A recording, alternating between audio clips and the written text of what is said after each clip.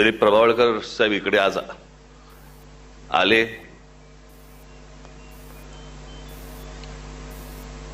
त्यांचा सत्कार करायची मला संधी मिळाली.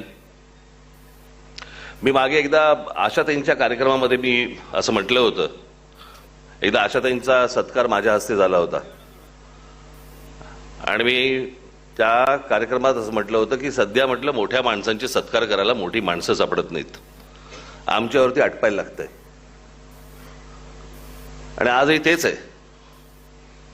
आज प्रभावळकर साहेबांसारखा एक, त्यांनी आता अत्यंत नम्रपणे काही गोष्टी सांगितल्या की माझ्यामध्ये दिग्दर्शकांनी ती गोष्ट पाहिली, तुमच्यातच का पाहिली? एवढे नट इथे रंगभूमीवरती असताना दिलीप प्रभावळकरांमध्येच त्या गोष्टी का पाहिल्या गेल्या? मला असं वाटतं ही महत्वाची गोष्ट आहे. आणि ती पाहिल्यानंतर ती गोष्ट त्यांनी साकारणं, आणि जसं आता तरी सांगितलं की एक व्हाईस प्रेसिडेंट कुठेतरी अमेरिकेमध्ये त्यांनी तात्या विंचू केला. अमेरिकेमध्ये आम्हाला फक्त तात्या ट्रम्पच माहिती आहे.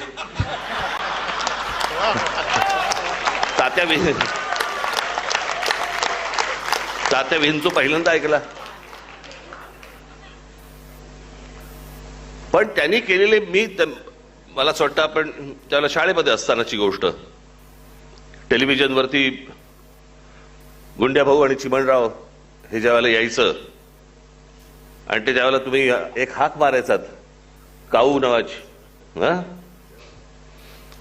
तर ते डोळ्यासमोर तेव्हापासून दिलीप प्रभावळकर, आम्ही त्यांचा प्रभाव पाहत आलो. किती चित्रपट पाहिले, किती गोष्टी पाहिल्या. आणि मला असं वाटतं की भारताच्या इतिहासात, चित्रपटाच्या इतिहासामध्ये इतक्या प्रकारच्या विविध भूमिका करणारे मला असं वाटतं ते एकमेव कलाकार असतील.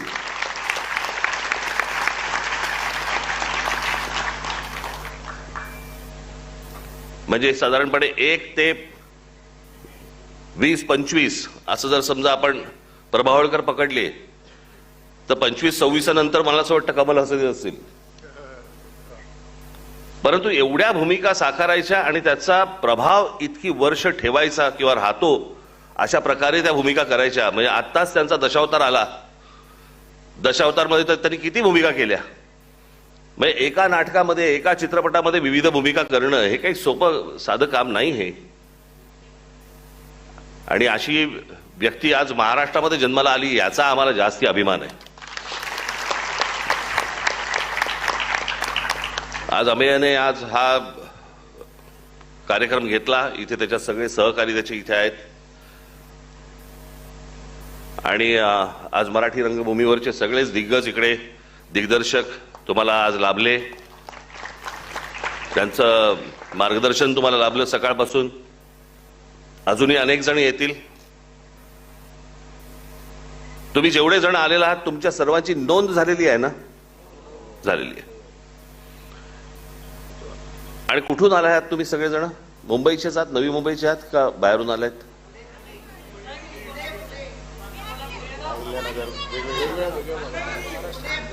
पुणे, रत्नागिरी, महाराष्ट्रातनं आलं. बोला ना, सोपं नाही का? मी तुम्हाला आता एक गोष्ट सांगतो. जसं मराठी चित्रपटसृष्टीतले, नाट्यसृष्टीतले अनेक दिग्गज तुम्हाला आज इथे सकाळपासून मार्गदर्शनाला मिळाले. मी अभय खोपकरांशी मी बोलतो. इथे आज अभिजित पानसे पण आहेत. बाकी सगळे माझे सगळे नाट्य क्षेत्रामधले माझे सगळे मित्र आज इथे रंगभूमीचे, चित्रपट क्षेत्रातले इथे व्यासपीठावरती आहेत. मी सर्वांशी बोलतो आणि लवकरच मी एक अशाच प्रकारचा, काय याला सेमिनार म्हणतात, वर्कशॉप, अशाच प्रकारचं मी एक वर्कशॉप तुमच्या सर्वांसाठी म्हणून मी आयोजित करतो.